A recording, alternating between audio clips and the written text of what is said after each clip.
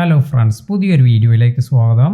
ഒരുപാട് പുതിയ ക്രിയേറ്റേഴ്സ് അവർ ചാനലെല്ലാം തുടങ്ങി വളരെ പെട്ടെന്ന് തന്നെ ആഡ്സെൻസ് അക്കൗണ്ട് എല്ലാം ക്രിയേറ്റ് ചെയ്യാറെല്ലാമുണ്ട്. എന്നാൽ എന്തിനാണ് ഇത്തരത്തിൽ നിങ്ങൾ ആഡ്സെൻസ് ആദ്യം തന്നെ ക്രിയേറ്റ് ചെയ്തു വയ്ക്കുന്നത്? ഇതിൻ്റെ ഒരു ആവശ്യവുമില്ല. കാരണം നിങ്ങളുടെ ചാനൽ മോണിറ്റൈസ് ആയതിനു ശേഷം നിങ്ങളുടെ ചാനൽ ഇത് ആഡ്സെൻസുമായി കണക്ട് ചെയ്യേണ്ട സമയത്താണ് നിങ്ങൾ ഇത്തരത്തിലൊരു ആഡ്സെൻസ് അക്കൗണ്ട് എല്ലാം ക്രിയേറ്റ് ചെയ്യേണ്ടതായ ആവശ്യമുള്ളൂ. അതിനാൽ തന്നെ നിങ്ങൾക്ക് ഇതിനായ ഒരു സമയമെല്ലാം ഉണ്ട്. നിങ്ങളുടെ ചാനൽ മോണിറ്റൈസ് ആയതിനു ശേഷം നിങ്ങൾക്ക് അവിടെ നിന്നും ഒരു ലിങ്ക് എല്ലാം ലഭിക്കും. അതായത് നിങ്ങൾക്കൊരു ആഡ്സെൻസ് ID ക്രിയേറ്റ് ചെയ്യുന്നതിനുള്ള ഓപ്ഷൻ എല്ലാം ലഭിക്കും.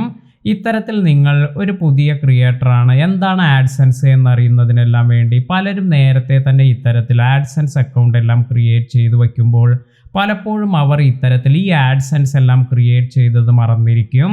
പിന്നീട് അവർ വീണ്ടും ഒരു ആഡ്സെൻസ് എല്ലാം അവരുടെ ചാനൽ മോണിറ്റൈസ് ആയതിനു ശേഷം വീണ്ടും ക്രിയേറ്റ് ചെയ്ത് അതേ നെയിമിലെല്ലാം കൊടുക്കുമ്പോൾ ഇവിടെ നമുക്ക് ഓൾറെഡി ഒരു ആഡ്സെൻസ് അക്കൗണ്ട് ഉണ്ട് എന്ന മെസ്സേജ് എല്ലാം കാണിക്കും. അതിനാൽ തന്നെ ഇത്തരത്തിലുള്ള ഈ കോംപ്ലിക്കേഷൻ എല്ലാം ഒഴിവാക്കുന്നതിന് നിങ്ങളൊരു പുതിയ യൂട്യൂബർ ആണെങ്കിൽ നിങ്ങൾ ഇത്തരത്തിൽ നിങ്ങൾക്ക് ആവശ്യമുള്ള, അതായത് അതിൻ്റെ കറക്റ്റ് സമയത്ത് നിങ്ങൾ ഇത്തരത്തിൽ ഈ ആഡ്സെൻസ് എല്ലാം ക്രിയേറ്റ് ചെയ്താൽ മതി. അല്ലെങ്കിൽ ഇത്തരത്തിൽ 2 ആഡ്സെൻസ് എല്ലാം ക്രിയേറ്റ് ആയി അതിനുശേഷം നിങ്ങൾക്ക് ഒന്ന് ക്ലോസ് ചെയ്യേണ്ട അവസ്ഥയെല്ലാം വരാം.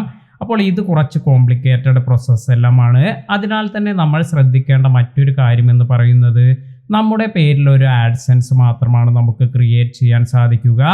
അപ്പോൾ നമ്മുടെ ഒരു ആഡ്സെൻസ് ഇത് എന്തെങ്കിലും കാരണവശാൽ ഡിസേബിൾ ആവുക അല്ലെങ്കിൽ സസ്പെൻഡ് ആവുകയെല്ലാം ചെയ്യുകയാണെങ്കിൽ പിന്നീട് നമുക്ക് അതേ അഡ്രസ്സിൽ അതേ നെയിമിൽ തന്നെ ആഡ്സെൻസ് അക്കൗണ്ട് ക്രിയേറ്റ് ചെയ്യുക എന്നത് വളരെ റിസ്ക് ഉള്ള കാര്യമാണ്. അതായത് നിങ്ങൾ ഇത്തരത്തിൽ ഇതേ നെയിമിൽ ഇതേ അഡ്രസ്സിൽ തന്നെ നിങ്ങൾ വേരിഫിക്കേഷന് സെൻഡ് ചെയ്യുമ്പോൾ ഇത് വേരിഫിക്കേഷൻ എല്ലാം ഫെയിൽ ആകും.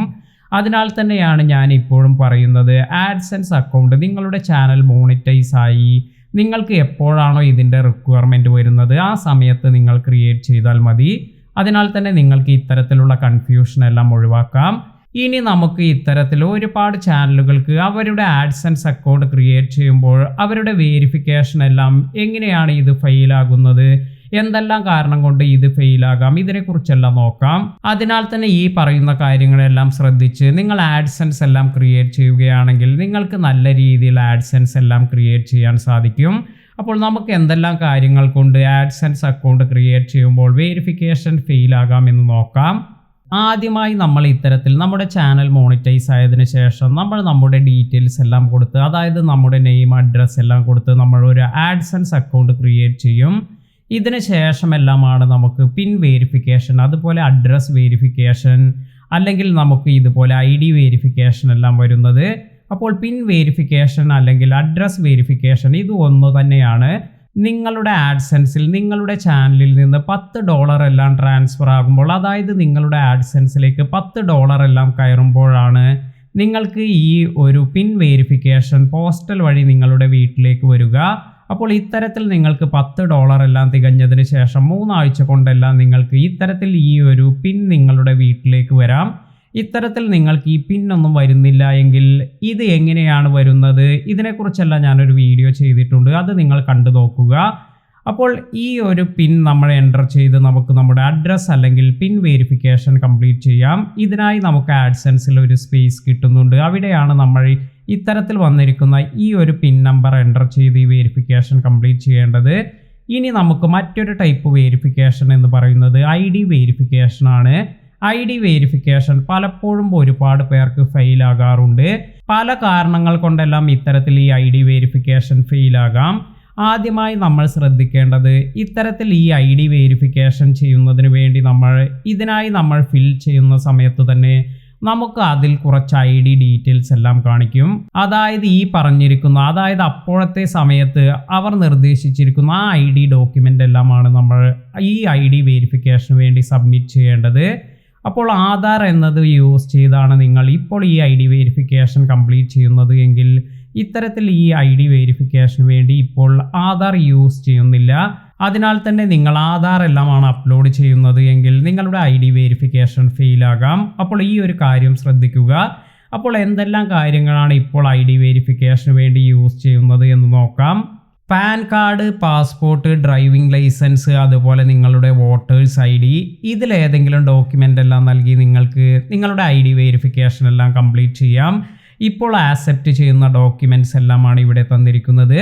അപ്പോൾ ഇതിലേതെങ്കിലും എല്ലാം നിങ്ങൾക്ക് സബ്മിറ്റ് ചെയ്ത് നിങ്ങളുടെ ID വെരിഫിക്കേഷൻ കംപ്ലീറ്റ് ചെയ്യാം.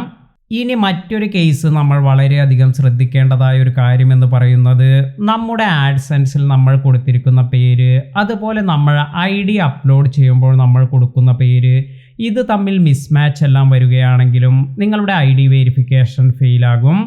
അതായത് നിങ്ങൾ ആഡ്സെൻസ് ക്രിയേറ്റ് ചെയ്യുമ്പോൾ നിങ്ങൾ ഒരു പേരെല്ലാം കൊടുക്കുന്നുണ്ട്.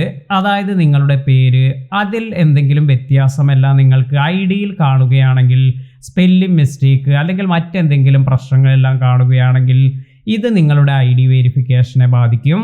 അതിനാൽ തന്നെ നിങ്ങൾ നിങ്ങളുടെ IDയിലുള്ള അതേ പേര് തന്നെ നിങ്ങളുടെ ആഡ്സെൻസ് അക്കൗണ്ടിലും റിഫ്ലക്റ്റ് ആയിരിക്കാൻ ശ്രദ്ധിക്കുക.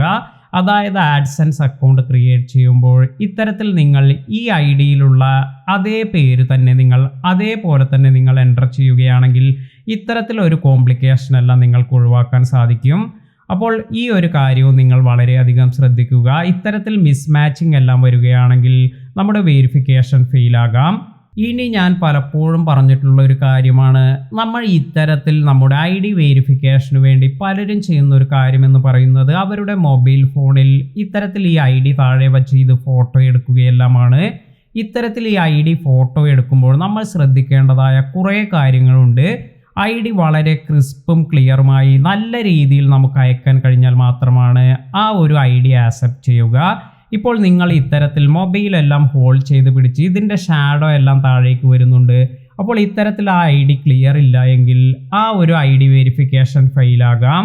അതുപോലെ നമ്മൾ ഒരു ID ഇത് നമ്മൾ ഫോട്ടോ എടുക്കുമ്പോൾ പലരും ഇത്തരത്തിൽ ഈ ഫ്ലാഷ് എല്ലാം യൂസ് ചെയ്യാറുണ്ട്. നല്ല രീതിയിൽ നല്ല ക്ലാരിറ്റിയിൽ കിട്ടട്ടെ എന്നെല്ലാം കരുതിയാണ് ഇത്തരത്തിൽ ഈ ഫ്ലാഷ് എല്ലാം യൂസ് ചെയ്യുന്നത്. എന്നാൽ ഇത്തരത്തിൽ ഈ ഒരു ഫ്ലാഷ് എല്ലാം ഇതിലേക്ക് വരുമ്പോൾ ഇതിൽ ഗ്ലെയർ എല്ലാം വന്ന് ഈ ID ക്ലാരിറ്റി നഷ്ടപ്പെടുകയെല്ലാം ചെയ്യാം.